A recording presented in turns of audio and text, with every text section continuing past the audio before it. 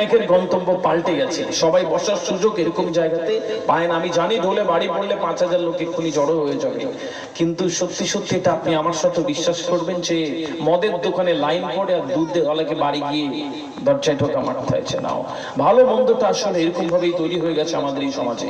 এখান থেকে একটু ইউটার্ন করার জন্য, জীবনটাকে সুন্দর করার জন্য আমাদেরকে ওই জায়গাটা আসতে হবে যেখানে একটু সুন্দর জীবনের সাথে আমার জীবনটা সুন্দর হয়। সব সময় নামাজের দোয়াতে পড়ছি রব্বানা আতিনা ফিদ দুনিয়া হাসানাতাও ওয়া ফিল আখিরাতি। দেখো মানে বুঝি না বেশিরভাগ মানুষ আমরা আল্লাহকে আমি আল্লাহ সুবহানাহু ওয়া তাআলাকে সব সময় বলি যে আমার এই দুনিয়াতেও ভালো করো, ওই দুনিয়াতেও ভালো করো। বিষয় হচ্ছে যে অনেকে আমরা বেশি একমুখী হয়ে যায়। আমরা একটা বিষয় নিয়ে চিন্তাই করিনি। আমার খুব বিশ্বাস করতে ভালো লাগবে যে এই আল আরাফ মিশন থেকে একটি ছেলে আরো 2 বছর 3 বছর 4 বছর পরে বেরোবে, ও 26শে জানুয়ারি রেড রোডে একটা বক্তৃতা রাখার সুযোগ পাবে, আর পুরো প্যান ইন্ডিয়াতে লাইভ হবে। ইউরোপ মহাদেশের একটি লোক তার কথা শুনে বলবে যে ইন্ডিয়ান মুসলিমরা চেঞ্জ হচ্ছে।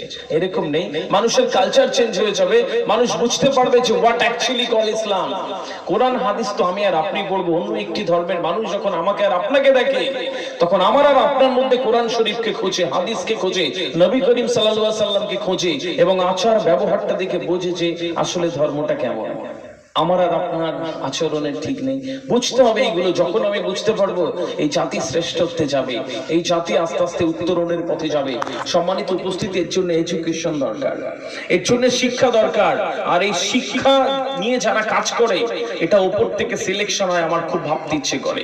আল্লাহ সুবহানাহু ওয়া তাআলা সিলেক্টিভ কিছু মানুষকে এই শিক্ষার সাথে, যারা টিচার, যারা স্কুল ওনার, যারা এডুকেশনিস্ট, এসব নিয়ে যারা কাজ করে এটা উপর থেকে সিলেক্ট হয়।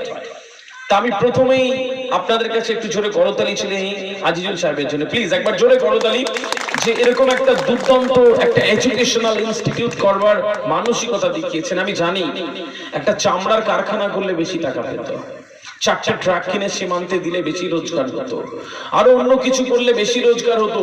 এডুকেশনাল ইনস্টিটিউটে যখন একটা মানুষ ভাবে, একটা মানুষ যখন এটা নিয়ে চিন্তা করে, তখন আল্লাহর রহমত বর্ষিত হয়। আমার খুব মনে হয় জানেন যে আল্লাহ সুবহানাহু ওয়া তাআলা কোরআনটাকে তো একসাথে নাজিল করেননি, আলাদা আলাদা ভাবে এসেছে, তারপরে সাজানো হয়েছে। প্রথম যেটা এসেছিল এবং প্রথম কথা ছিল যে পড়ো।